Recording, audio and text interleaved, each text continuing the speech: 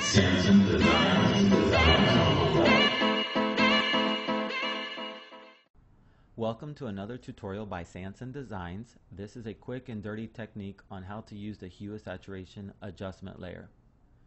We can get to this layer by selecting the icon here and choosing hue saturation, or you can choose it from the adjustments panel, hue saturation, and you'll notice that the name changes accordingly. So let me go back by selecting the layer. In the hue saturation adjustment panel, you have several options. One are the preset options, such as sepia, cyanotype. You can always see the before and after by clicking on this icon. And you can always revert back to how you had it initially by choosing the reset. Okay. You can also colorize your image and change the hue, which is nice. You can see the different colors that you can change it to. You can also use the on image adjustment tool by selecting it and changing, adding more saturation or less saturation by clicking and scrolling to the right to add more, and scroll to the left to add less. Okay. You can press the control key and click, and you will change the hue accordingly. But you'll notice with the blade of grass, you would think it would be green, but most of the time you'll notice that it's not the greens that you're actually affecting, it's the yellows, as indicated here in the adjustment panel.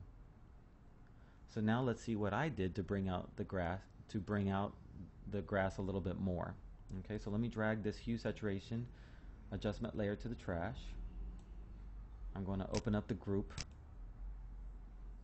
and the first one that I did was I took out the saturation of the image completely.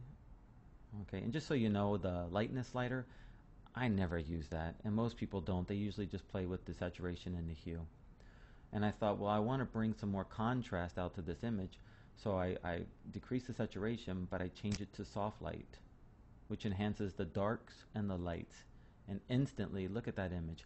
It went from a dull image to nice contrast image. And then I said, well, let's create some blend back into it. And you now look at the color. The color is gone because I changed the blend mode to darken this time. And the darken made it more of a, I guess, a haunted kind of, I don't, disgustingly color, I guess you would say. I don't really know what you would call that. And then finally, I wanted to change the color of the grass completely.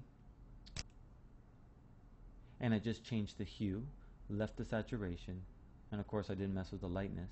Didn't change the blend color, and look what it did. It changed the color of the grass to this nice brown color. And each adjustment layer builds on the previous. Adjustment layers are great because they save on file size and they do not destroy the original picture. If you notice, when I turn these off, the original picture is still there.